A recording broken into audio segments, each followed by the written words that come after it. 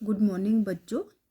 आज हम एक कहानी पढ़ते हैं। झूठ के पाप नहीं होते। पाप का अर्थ है पैर नहीं होते या सत्य की कभी हार नहीं होती। सत्य के रास्ते पर चलने वाले की कभी हार नहीं होती। इस कथन पर आधारित कहानी पढ़ते हैं। तो संत कबीर ने सत्य ही कहा है। ज्ञानमार्ग की शाखा के प्रमुख कवि संत कबीर जी ने सत्य ही कहा है कि सांच बराबर तप नहीं, सांच सत्य बोलने के बराबर कोई तपस्या नहीं है और झूठ बोलने के बराबर कोई पाप नहीं है। जाके हृदय सांच है, जो जिसके हृदय में सांच है, जो सच्चाई का साथ देता है, उसके हृदय में ईश्वर निवास करते हैं। महापुरुषों ने जीवन के महान व गहन अनुभवों के आधार पर कुछ उक्तियां कही हैं जो आज भी प्रामाणिक रूप से सत्य सिद्ध होती हैं। ऐसा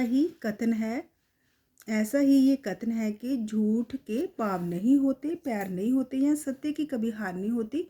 मुझे इस संबंध में एक कहानी स्मरण याद आ रही है जो इस प्रकार है। बहुत समय पहले की बात है कि एक व्यापारी अफगानिस्तान से एक सुंदर घोड़ा खरीदकर अपने शहर लाहौर की ओर आ रहा था।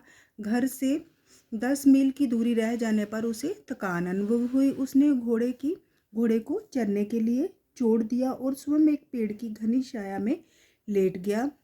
घनी व शीतल ठंडी छाया ने उस व्यक्ति के थके शरीर पर जादू जैसा मंत्र डाल दिया। वह क्षण भर पल भर में खराटे बनने लगा। थोड़ी देर में एक ठग उस मार्ग से निकल रहा था कि उसका ध्यान सुंदर घोड़े पर पड़ा। घोड़े के रूप ने उसका मन मोह लिया। व्यापारी अभी तक सो रहा था। मौका देखकर ठग ने घोड़े की लगाम को हाथ लगाया तो वह जोर से हिनहिनाया।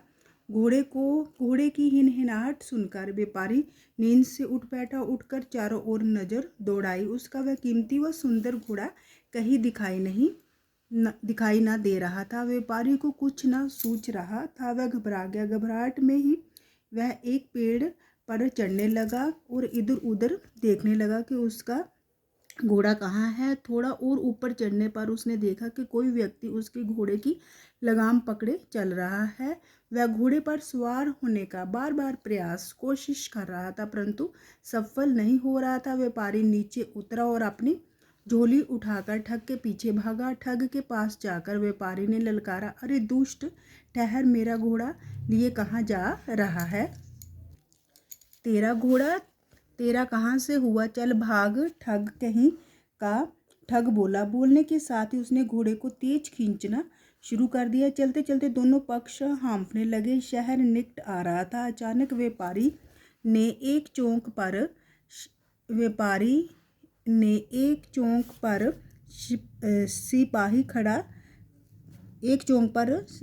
सिपाही खड़ा दिखाई दिया। वह झट से उसके पास जाकर फरियाद करने लगा कि उसका घोड़ा कोई ठग लिए जा रहा है। सिपाही ने आगे बढ़कर ठग को रोका और पूछा, क्यों रे पाजी, इस शरीफ आदमी का घोड़ा क्यों छीने जा रहे हो?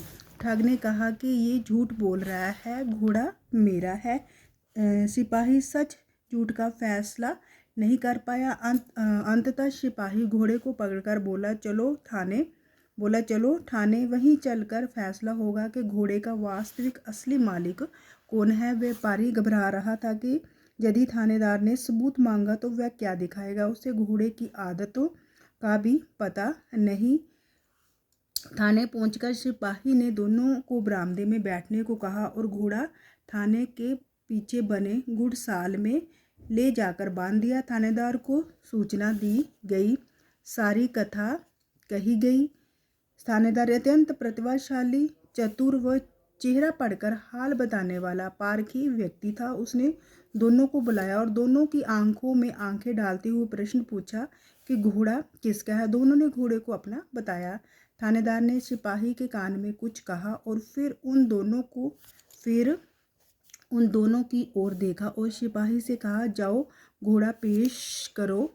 सिपाही घोड़ा लेकर आया तो उसके मुंह पर काला कपड़ा लपेटा हुआ था। थानेदार ने छूटते ही ठग से पूछा, बता, तेरे घोड़े की कौन सी आंख बंद है, दाएं या बाएं?